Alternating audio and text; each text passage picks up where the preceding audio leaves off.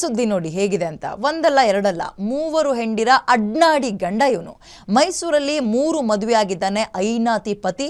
ಮೊದಲಿಬ್ಬರು ಪತ್ನಿಯರಿಗೆ ವಿಚ್ಛೇದನವನ್ನು ಕೊಡದೆ 3ನೇ ಮದುವೆ ಬೇರೆ ಆಗ್ಬಿಟ್ಟಿದ್ದಾನೆ.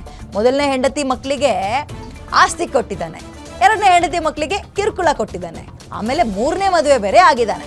3ನೇ ಹೆಂಡತಿಗೆ ಮತ್ತೊಂದು ಮಗು ಕೊಟ್ಟಿದ್ದಾನೆ. 3ನೇ ಹೆಂಡತಿ ಜೊತೆಗೆ ಈಗ ಜೀವನ ನಡೆಸ್ತಾ ಇದ್ದಾನಂತೆ. ಮಹಾದೇವ ಅಂತ ಈತನ ಹೆಸರು. ಮೂವರು ಹೆಂಡತಿಯರ ಅಡ್ನಾಡಿ ಗಂಡ, ಮುದ್ದಿನ ಗಂಡ ಅಲ್ಲ, ಅಡ್ನಾಡಿ ಗಂಡ ಅಂತಿದ್ದಾರೆ.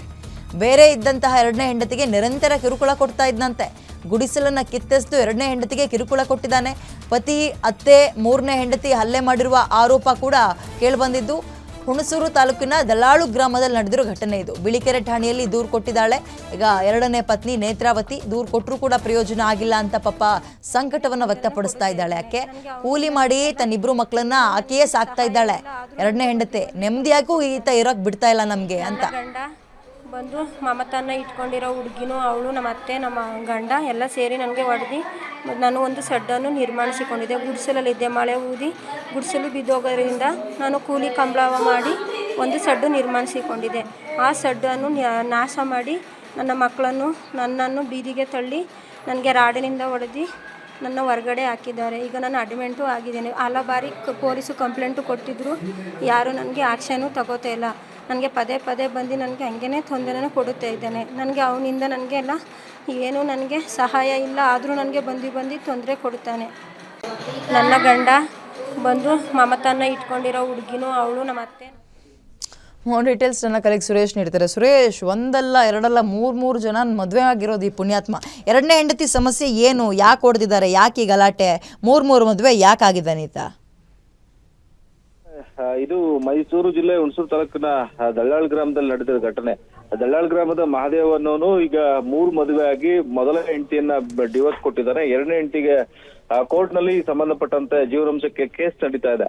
ಈ ಸಂದರ್ಭದಲ್ಲಿ 3ನೇ ಮದುವೆ ಆಗಿ ಆಕೆಗೂ ಕೂಡ ಒಂದು ಮಗುವನ್ನ ಕೊಟ್ಟಿದ್ದಾನೆ. ಈಗ ಈ ನೇತ್ರಾವತಿ ಏನಿದ್ದಾಳೆ, ನೇತ್ರಾವತಿ 2ನೇ ಹೆಂಡತಿ, ಈಕೆಗೆ 2 ಹೆಣ್ಮಕ್ಳಿದ್ದಾರೆ.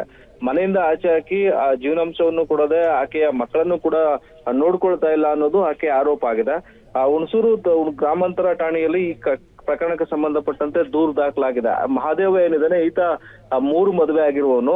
ಮೊದಲನೇ ಹೆಂಡತಿಯನ್ನ ಬಿಟ್ಟು 2ನೇ ಹೆಂಡತಿಯನ್ನು ಬಿಟ್ಟು ಈಗ 3ನೇ ಹೆಂಡತಿಯ ಜೊತೆಗೆ ಆತ ಇದ್ದಾನೆ. ಆಕೆಯ 3ನೇ ಹೆಂಡತಿಯ ಮಾತು ಕೇಳ್ಕೊಂಡು 2ನೇ ಹೆಂಡತಿಯನ್ನ ಹೊರ ಹಾಕಿದ್ದಾನೆ ಅನ್ನೋದು 2ನೇ ಹೆಂಡತಿ ನೇತ್ರಾವತಿಯ ಆರೋಪ.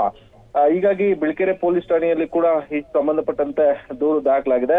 ಇಬ್ರಿಗೂ ಕೂಡ ವಿಚ್ಛೇದನವನ್ನ ನೀಡದೆ 3ನೇ ಮದುವೆಯನ್ನ ಕೂಡ ಈತ ಆಗಿದ್ದಾನೆ. ಆಕೆ ಈ ಮಹಾದೇವನ ಜಮೀನಿನಲ್ಲಿ ಸಣ್ಣದೊಂದು ಶೆಡ್ ಅನ್ನ ಕಟ್ಕೊಂಡು ಅಲ್ಲೇ ಕೂಲಿ ಕೆಲಸ ಯಾವುದೋ ಫ್ಯಾಕ್ಟರಿಗೆ ಹೋಗೋದಿಕ್ಕೆ ಪ್ರಯತ್ನ ಮಾಡಿದ್ಲು.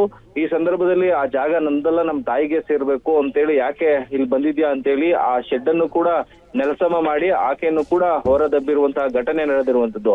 ಈ ಸಂಬಂಧಪಟ್ಟಂತೆ ಆತನನ್ನ ಪೊಲೀಸ್ ಠಾಣೆಗೆ ಕರೆಸಿ ತಿಳಿ ಹೇಳ್ಬೇಕಾದಂತ ಪೊಲೀಸರು ಕೂಡ ಕೈಕಟ್ಟಿ ಕುಳಿತಿದ್ದಾರೆ. ಹೀಗಾಗಿ ಏನು ನೊಂದಂತಹ ನೇತ್ರಾವತಿ ನ್ಯಾಯಕ್ಕಾಗಿ ಗಂಡನ ವಿರುದ್ಧ ಪೊಲೀಸ್ ಠಾಣೆ ಮೆಟ್ಟಿಲೇರಿದ್ದಾಳೆ. ವಿದ್ಯಾ, ಧನ್ಯವಾದ ಸುರೇಶ್ ಡೀಟೇಲ್ಸ್ಗೆ. ಹೀಗೆ ಬಿಟ್ರೆ 3 ಮದುವೆ ಆಗಿರೋ 30 ಜನ ಮದುವೆ ಆಗ್ತಾನಷ್ಟೇ.